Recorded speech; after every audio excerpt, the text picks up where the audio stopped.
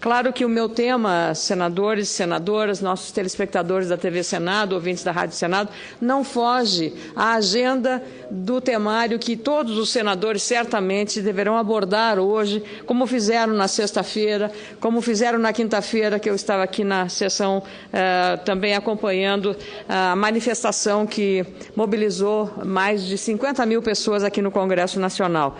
O diálogo iniciado hoje entre a presidente Dilma Rousseff e os integrantes do movimento Passe Livre, os governadores e os prefeitos das principais cidades e capitais brasileiras, é um passo importante, senador Jorge Viana, para administrar e, se possível, superar a crise política e de credibilidade institucional que aflorou no país com os protestos em todas as cidades. Retomar a conversa, o diálogo com as instituições democráticas, incluindo o Congresso Nacional, é decisão política que precisará de constância para o governo demonstrar, nos próximos 18 meses, que conseguirá fazer ajustes importantes para atender às demandas da sociedade expressas nos cartazes manuscritos e espontâneos, exigindo qualidade na saúde, qualidade na educação, no transporte público e, sobretudo, um duro combate à corrupção.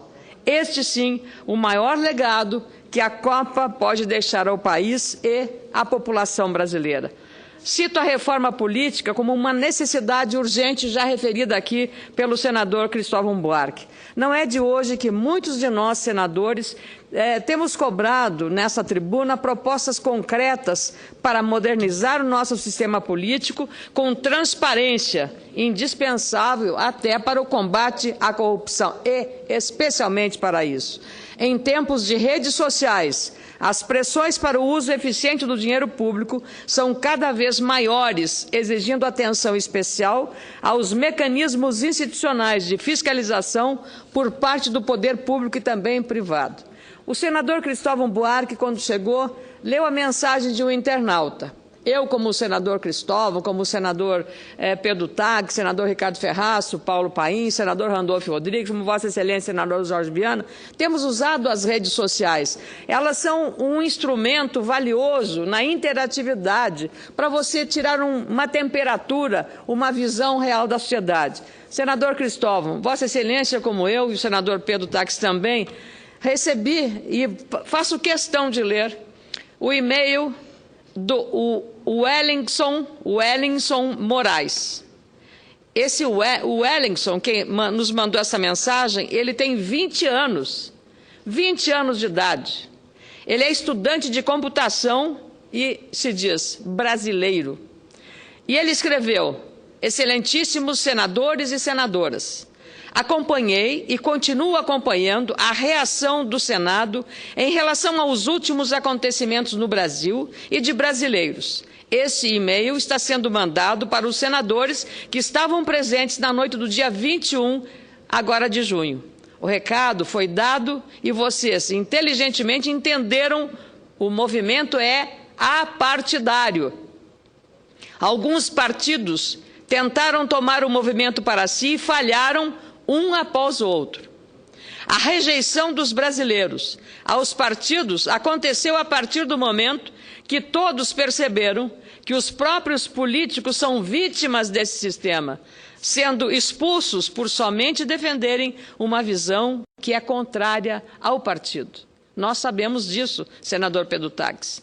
Admiro a coragem dos senhores ao defenderem o voto avulso ou candidaturas apartidárias. Podem ter certeza que o apoio que vocês necessitarão virá das ruas.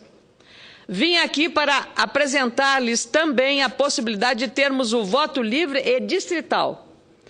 O movimento Eu Voto Distrital, neste momento, possui 145.681 assinaturas e o número de pessoas cresce a cada minuto com o conhecimento dos brasileiros a essa causa. Esse movimento possui um pequeno vídeo explicativo e convido-os a assistirem nesse link. Agradeço a atenção de todos. O link é Eu Voto Distrital, sublinhado. Então, essa palavra só é nesse link que o Wellington Moraes, 20 anos, estudante de computação e brasileiro. Muito obrigada, Wellington. Eu acho que é você e a sua geração que estão ajudando a construir um novo Brasil. E ao referir reforma política num jovem que recém começou a votar, começou aos 16 anos, nós vamos constatar que também é o anseio da sociedade. Basta olharmos as recentes estatísticas ou pesquisas dessa necessidade. Na pesquisa encomendada pelo Programa Fantástico da Rede Globo ao IBOP e mostrado ontem, a política, senador Jorge Viana, foi apontada como uma das principais preocupações da maioria dos entrevistados. Na última quinta-feira, quando os protestos se intensificaram em todo o país, com mais de 1 milhão de insatisfeitos nas ruas, o IBOP ouviu 2.000 manifestantes em Porto Alegre, capital do meu estado e também do senador Paulo Paim, do senador Simão, além de São Paulo, Rio de Janeiro, Belo Horizonte, Salvador, Recife, Fortaleza e Brasília, onde, como eu disse, mais de 50.000 manifestantes foram às ruas. Em todas essas cidades, a maioria dos entrevistados, ou seja, 65%, demonstrou insatisfação com o atual modelo político brasileiro e citaram a corrupção como um grave problema. As limitações do transporte público, os elevados preços das tarifas, a baixa qualidade dos serviços públicos de saúde, a proposta de emenda constitucional à PEC 37, que tira do Ministério Público a atribuição para realizar investigações criminais, os elevados gastos para a realização da Copa do Mundo e os baixos investimentos em educação, também foram citados na sondagem feita pelo IBOP. Por isso, apoio, como sempre apoiei, a redução do financiamento público de campanha, o fim da reeleição e mandato de 5 anos, e no caso de reeleição, e defendo as disputas equilibradas com a desincompatibilização do candidato com 4 meses de antecedência para disputar cargos do Executivo, seja para presidente, governador ou prefeito. Isso se continuar o sistema da reeleição em vigor no nosso país, porque é injusta a forma como hoje essa disputa acontece. Tenho, inclusive, uma sugestão tramitando nesta Casa para possibilitar a modernização do nosso sistema político. A ideia surgiu após conversas durante o período eleitoral de 2012, nas eleições municipais, com diferentes candidatos a prefeitos de diversos partidos políticos da região Sul e Centro-Oeste. É a proposta de emenda constitucional, a PEC 48 de 2012, de minha autoria, que está na Comissão de Constituição e Justiça, sob a relatoria do senador Luiz Henrique da Silveira, do PMDB de Santa Catarina. Essa proposta legislativa prevê uma disputa mais justa com o mecanismo de desincompatibilização. Isso é para evitar o mau uso da máquina pública em favor daquele candidato que está no poder.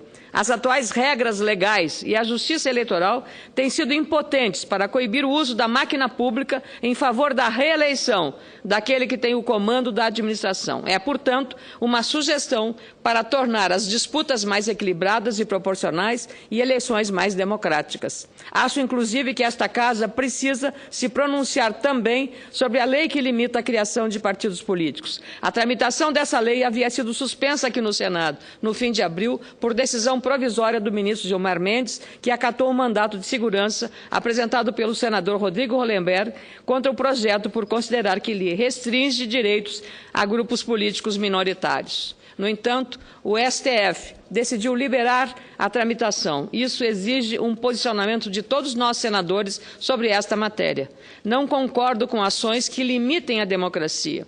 Inibir a criação de partidos políticos com impedimentos sobre o tempo de TV e barreiras à transferência do fundo partidário aos parlamentares que migram para novas siglas é uma ameaça à pluralidade de ideias em relação à nossa sociedade. As mobilizações recentes que deixaram o mundo virtual para ganhar a realidade das ruas são apartidários, sem vínculos com partidos políticos, são expressivos e significativos, portanto, devem ser respeitados e muito.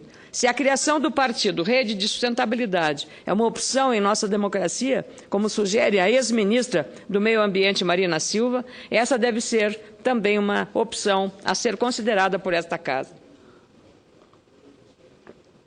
Precisamos de uma reforma política real, apoiada e também com a participação do governo federal, com a compreensão e o debate de deputados e senadores, também nos âmbitos municipais e estaduais. Precisamos fortalecer a democracia e a reforma política é um desejo da sociedade e deve ser uma vontade dos políticos.